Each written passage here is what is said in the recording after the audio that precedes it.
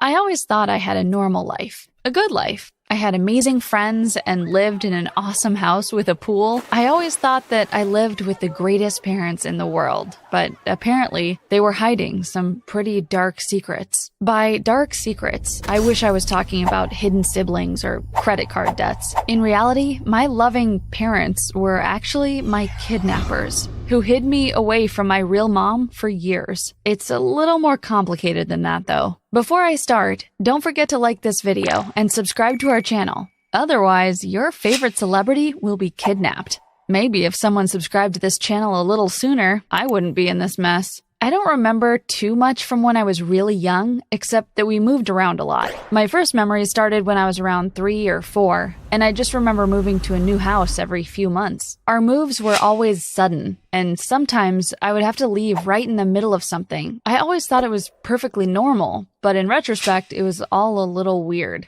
I remember this one time in particular very vividly. I was going to a birthday party of my friend from the park. I can't even remember her name, but I can remember that it was the first birthday party I was ever attending. There was cake and balloons, and they even hired a face painter. I was in the middle of getting my face painted like a tiger when my parents just picked me up and told me we had to go. I was crying so much, but they just picked me up and left the party without so much as saying goodbye to the birthday girl. I cried so hard the paint got all over my clothes. Luckily, the painter only managed to get half of my face. My dad always said he had to move for work, and I didn't really question it further. Still, I missed out on a lot of things kids got to do. I didn't go to school for a really long time, and I never really made any friends in my childhood. I got so used to moving every few months that I didn't even unpack my room. I wasn't bitter about it, though. If my parents said we had to move for work, I just believed them. As I got older, these random moves got much less frequent. After we managed to stay in the same place for a whole year, my parents decided to buy a house. It was my dream come true. It was huge. 4-bedroom, a pool, a trampoline, and it was in a neighborhood full of kids my age. I was just about to start middle school when we got to the house, so it was the perfect time for me to really make some friends.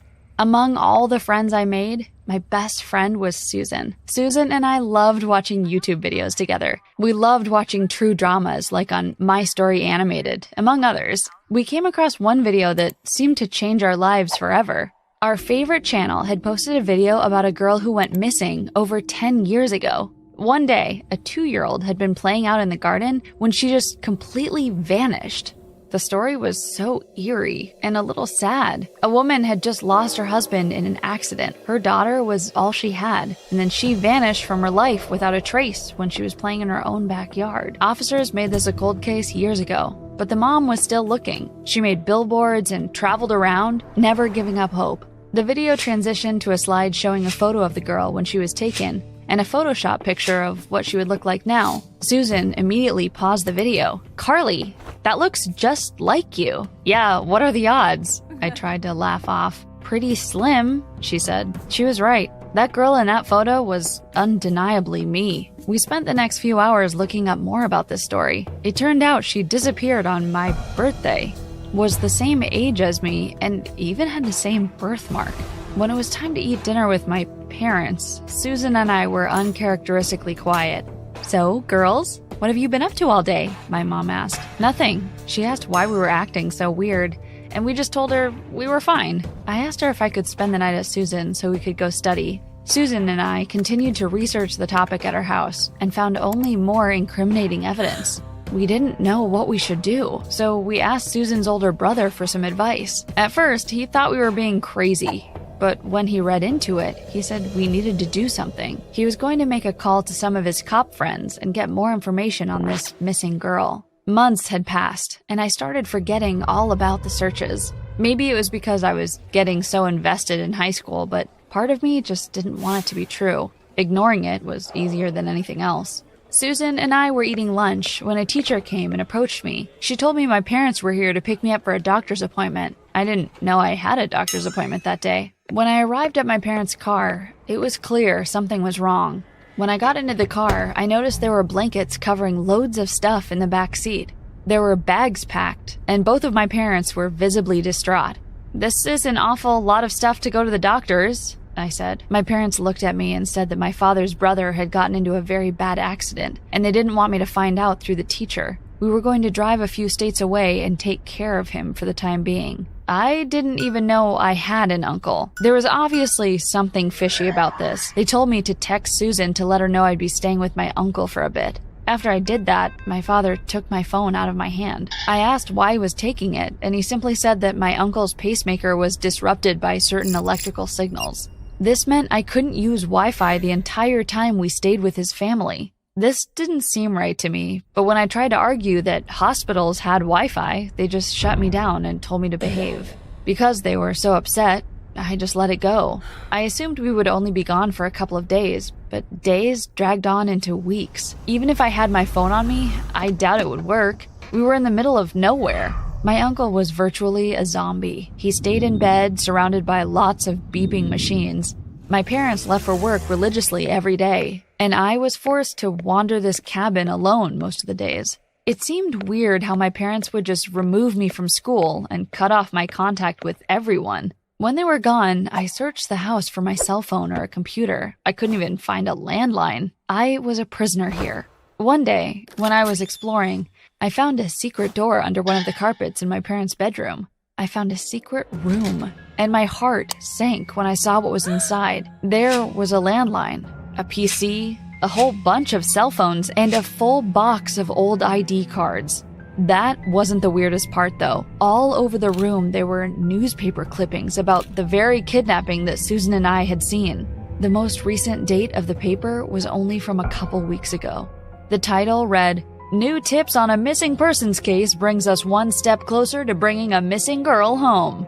The photo on the page was not photoshopped. It was me. Underneath me was a picture of my parents. Apparently, the couple that I had known as my mom and dad were actually my kidnappers. Before I got a chance to read more, I heard a bang. "You weren't supposed to see that," a voice said behind me. Before I could see who it was, everything went black. I don't know how long I was out for, but I woke up in my bedroom.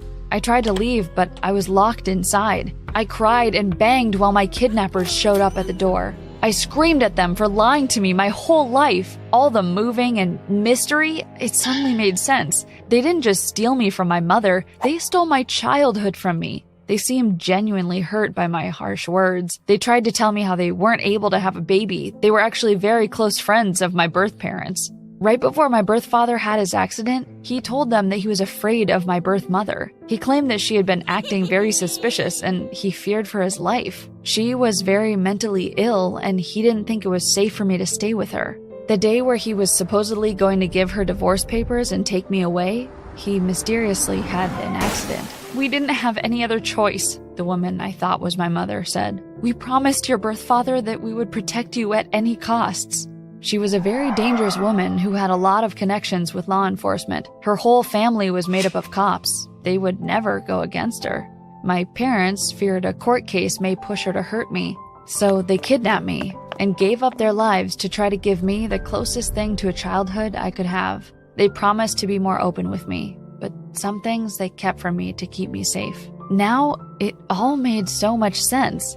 I started to cry and promised to do as they said so we could keep our little family together. After a few months, I got used to our quiet life together. I cut my hair and used a new name, but I still tried to preserve parts of the old me. Even though my parents specifically asked me not to talk to Susan, I followed her very popular Instagram and YouTube channels. She had so many followers and her content was amazing. One day, I reached out to her. I used a pen name, but I couldn't just not talk to my best friend. To her, I was just a stranger, telling her how awesome her latest video was.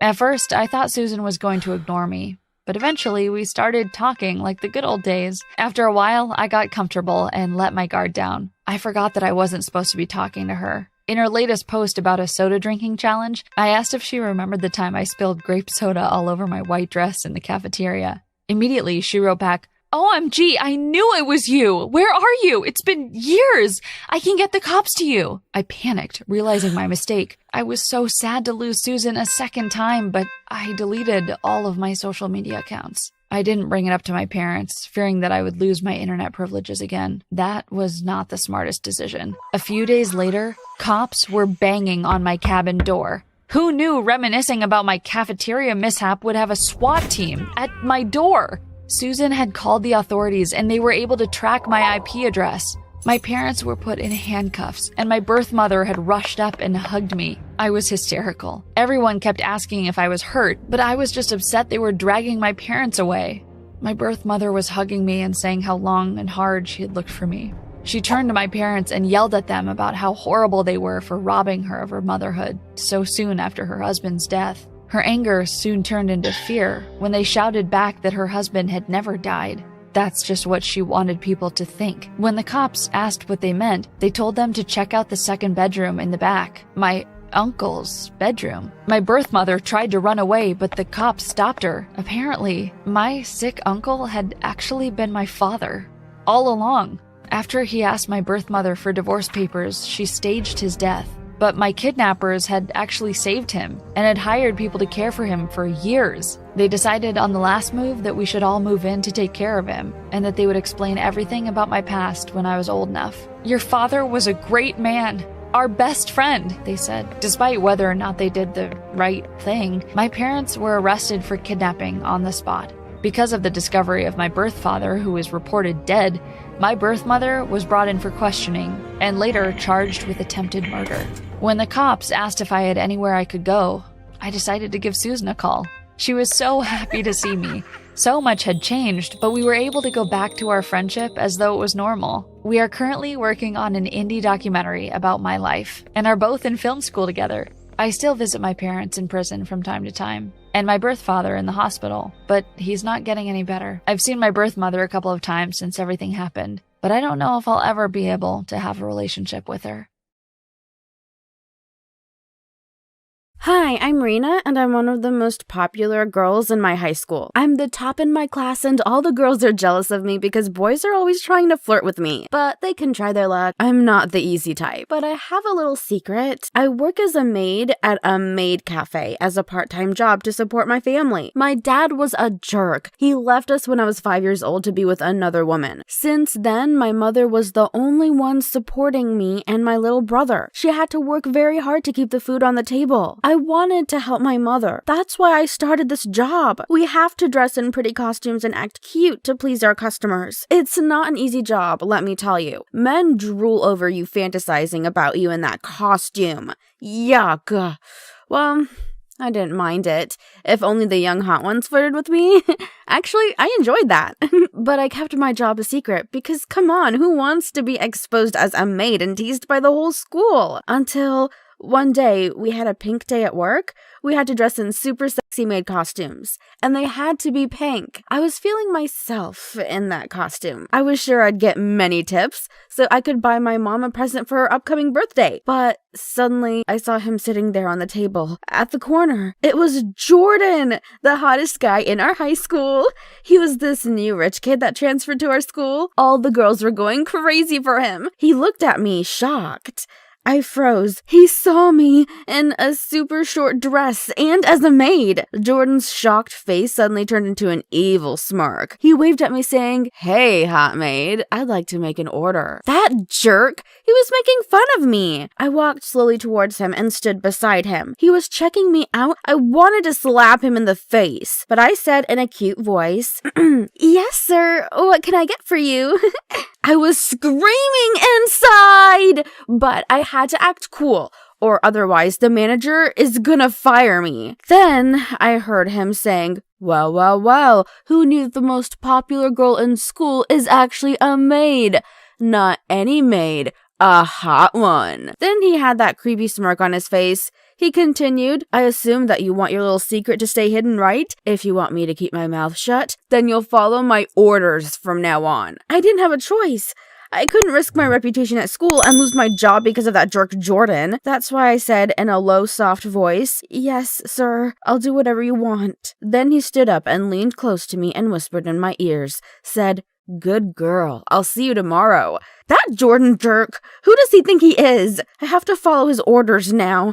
Maybe he'll make me his personal maid. I got home that day tired and went to sleep early so I wouldn't think about him, nor what will happen next tomorrow. When I woke up in the morning, I found a text from Jordan saying, "Bring your prettiest costume with you. You got some work to do today." That walking, talking garbage! I'll slap him right in the face! I went to school nervous, afraid that he's gonna expose my secret in front of everyone. But luckily, I didn't see him the whole day and nothing bad happened. But when it was time to go home, I saw him at the school gate, waiting for me. He waved and said, "Here's my pretty maid. Ready for your job? I got some cleaning to do at home. Will you join me?" Of course, I couldn't say no to him, so I just nodded. Suddenly, a big fancy car pulled over and the driver got out of his seat to open the door, and he said to Jordan, "Sir," and held the door open to him. I was shocked. I knew that they were rich, but I didn't know that they were filthy rich. We were in the poorer side of Los Angeles, and his car was huge, and we sat together in the back seat. He sat close to me and put his hand on my thigh. At that moment, I didn't feel angry. I looked at his face, and he was really handsome. This was the first time that I noticed that he has really muscular arms and a really strong chest. I just couldn't stop thinking about what kind of orders he's gonna give me. When we arrived at his house, it was a huge mansion near Hollywood with a big gate. Wow, they're really filthy rich! We stepped out of the car and he took me to his big room. There he asked me to change into my costume. I changed in the bathroom, and when I got out, Jordan was sitting on the couch with his shirt half buttoned so I could see his muscular chest. He looked at me with that flirtatious smirk on his face and said, "Oh, here comes my maid. I'll try not to be tough on you today since it's your first day here." Then he asked me to bring him some ice from the fridge and put some in his drink. I did as he asked, but I was leaning to put it in his drink. He grabbed my arm and said, "Hey, let's see if the ice tastes any different when it's not in a drink." Then he sat me on his lap. It was so cold, but I didn't mind because he was staring straight into my eyes. He was so handsome that I couldn't resist him. Then he pulled me softly by my hair and said, "There she is, my good maid. You succeeded in your first task. I should reward you." This went on for a while, until his ex-ho girlfriend showed up. Her name was Angela. She's from the same town that Jordan came from. She was also hot with long black hair. She kept staring at me the whole time and following me around. I didn't know what she wanted until one time she grabbed me by the arm in the bathroom and said, "Listen, you little hoe, I know what you've been doing with Jordan. I should warn you, leave him alone or I'll expose your little secret to the whole school." I was shocked and super angry. Did he tell her about me and about my secret job after all I did with him? I wanted to know the truth. That's why I went to his house before he got home. But what I saw there left me in shock. It was that hoe Angela dressed as a kitty cat, lying on his bed with her phone. I screamed at her, "What are you doing dressed like a stupid cat, you fatty?" She screamed back, "I told you to leave him alone. He's mine, you pig." I jumped at her trying to rip her stupid cat ears off, and then she grabbed me by my hair and pushed me back. I couldn't believe it. She needed to get a life. As we were fighting, Jordan entered the room with his shirt off. We stopped for a moment to look at his hot body. We heard him saying, "What are you two doing here?" I replied, "I came to surprise you, then saw this hoe pretending to be attractive." She grabbed my hair again and said, "Shut up, loser! You're not supposed to be here. I'm the one for him." And we continued fighting, and Jordan stood there looking at us with a smirk on his face and then came closer and said, "Girls, there's enough of me for you two. No need to fight." He clearly enjoyed seeing two half-naked girls fighting over him. After that day, my relationship with Angela got better. We became, I guess you could say friends. Frenemies. We started showing up at Jordan's room at the same time, and we even sometimes went there to sit and watch TV together. Everything seemed good until one day Angela said, "Hey, don't you sometimes wonder what Jordan keeps in this big room? Let's take a look." I was also curious to know. That's why I agreed and started opening the drawers and looking around. We found a lot of stuff in there. Different, attractive costumes, women's underwear, and also provocative male costumes. Wow, so Jordan also enjoyed wearing costumes? Why didn't he wear that stuff around us? Then we decided to check his MacBook. Well, If you were us, you'd also want to know what a hot guy like Jordan keeps in there. His laptop was without a password. It wasn't locked. Wow, he really thinks that no one can touch his stuff? We found one particular folder with a weird name. It was named My Slaves, with peach emojis. That's interesting. Slaves? Who does he think he is? We immediately opened it, and you wouldn't believe what was in it. That jerk! He has videos of me wearing different costumes. And one of me and Angela, when we're doing all that stuff together, he was filming us the whole time. And we found out more shocking stuff.